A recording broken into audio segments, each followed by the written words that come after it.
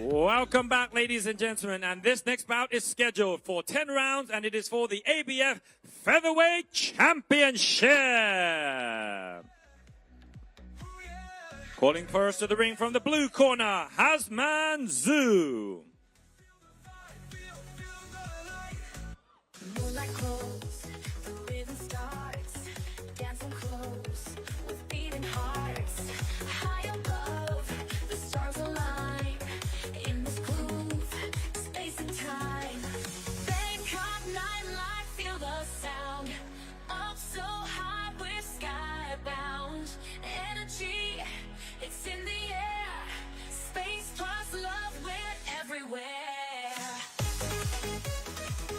And now entering the ring from the red corner, Krittiphak Highland Gym.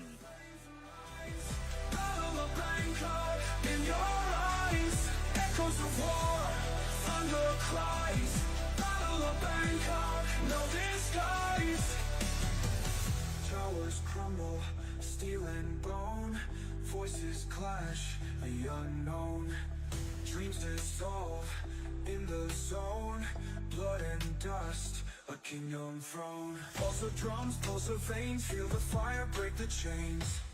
Battle of Bangkok. Ladies and gentlemen, introducing to you first, for now the blue corner, wearing black trunks. Official weight 56.9 kilograms. Representing Myanmar, with a professional boxing record of 4 victories and no defeats. Please give it up for Hazman Siew. And his opponent fighting at the red corner, official weight 56.7 kilograms, representing Thailand, with a professional boxing record of 9 victories and 5 defeats. Please give it up for Krittiphak Highland Gym. And may I please invite into the ring ขอเรียนเชิญนะครับผมคุณนฤทธิ์สิงห์วังชาครับ Major General ดำรงศิมักขจรบุญคุณสุพนัทจันแรม Mr. Prico Sante.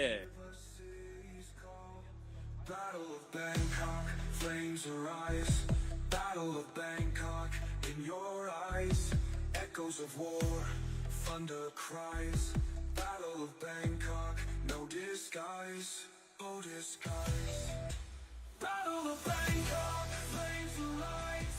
Battle of Bangkok, in your eyes. Echoes of war, thunder cries.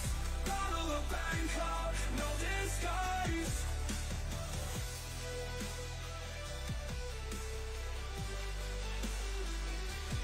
No disguise. This event can only happen because of FCC Naris Highland Boxing Promotions in collaboration with Dream Boxing Promotions. Mr. Godwood Weiner. Mr. Godwood Weiner, can I please invite you to the ring? Mr. Godwood.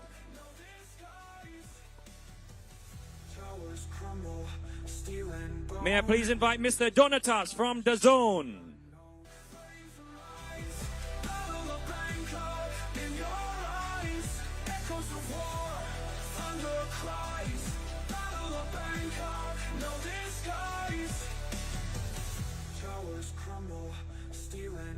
May I please ask everybody to stand up and pay your respects for the Malaysian and Thai national anthem, please.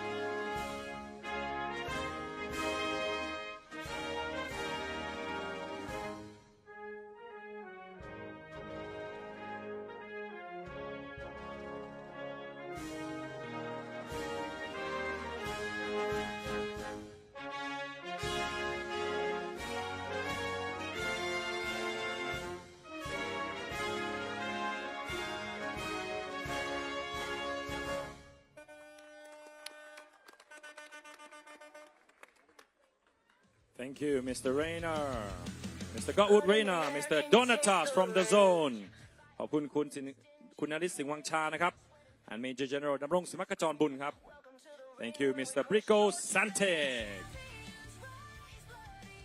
Malaysia taking on Thailand. Krittiphak Highland Gym taking on Hazman Iskandar Siew from Malaysia. The referee in charge of the action once it begins, Ajahn Chris Sanyadet, and the three judges scoring ringside, Mr. Tanin Pumpiu, Mr. Thanakan Kantong, and Mr. Pakapon Songmani. Command, understand? Don't headbutt, don't back, don't ding, don't look. Good luck. Mauka. Okay, ladies and gentlemen, we move on to bout number 9. This is for the ABF Featherweight Title, contested over 10 rounds. It is Thailand taking on Malaysia. In the red corner, we have Krittiphak Highland Gym, wearing the black trunks with the gold trim. And in the blue corner, representing Malaysia, we've got Hazman Siew, wearing black trunks with the white trim. Southpaw versus an orthodox, and a matchup that we love to call, Jimmy. Yeah, our first title fight of the evening, and it happens to be a southpaw against an orthodox. We love these. It's a chess match. There's a lot more puzzles to work out, a lot more traps to lay. Very excited for this one. 10 rounds scheduled, 10 3-minute rounds. Right hand to the body there by Krittiphak.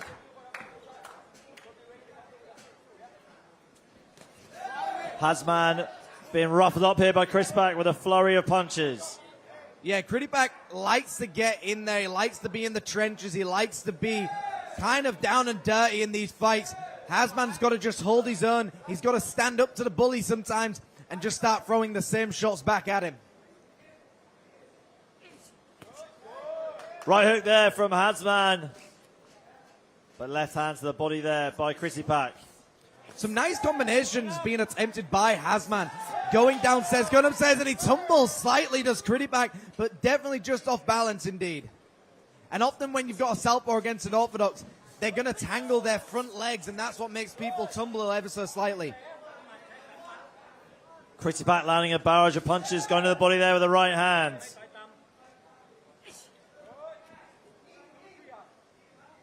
I mean, we can see a lot of the nerves being shaken off in this first round. There are actions happening, there are short flurries, but neither opponent is really using their feints yet. They're just still trying to work each other out. Referee giving a little bit of a warning there. Back into the action they go. Big right hand downstairs landed by Krittiphak. Krittiphak firing back with his own right hand, not hitting the target flush. Jab though from Krittiphak. Bit of bobbing here from Hazman on the outside. Hazman the zombie just trying to work out his opponent right now. Trying to work out Krittiphak. Krittiphak to me is the fan favorite. When he walks to that ring, the crowd going wild for him. So both fighters looking like they're still trying to find their footing in this fight. Hazman with a jab. Sorry, Krittiphak with a jab. Hazman on the outside.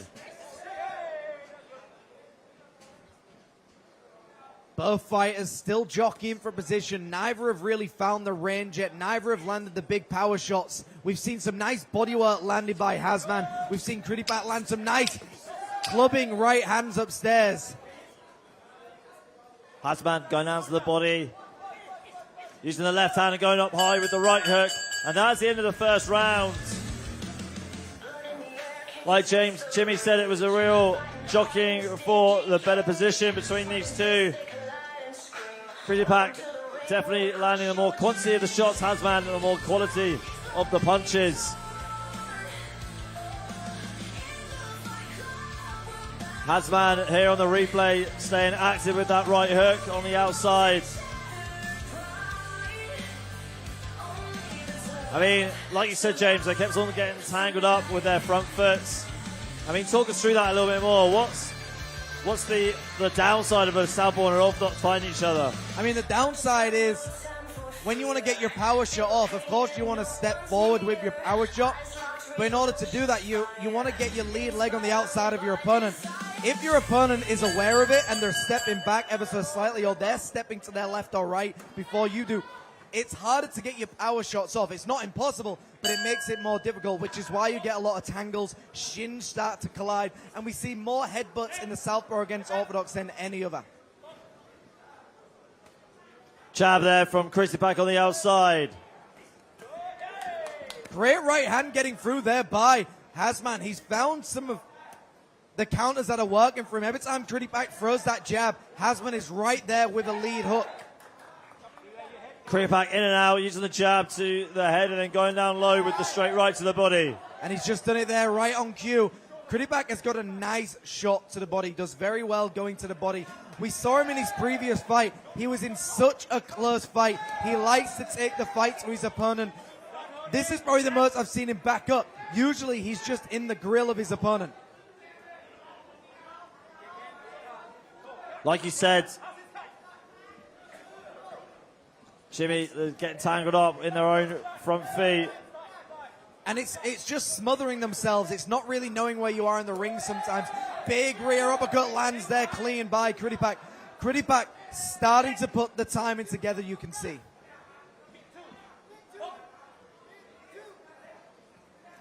Jab here from Krittiphak on the outside. I'd like to see Krittiphak actually start doubling those jabs as well, maybe even tripling it, giving Hazman something to worry about a little bit more.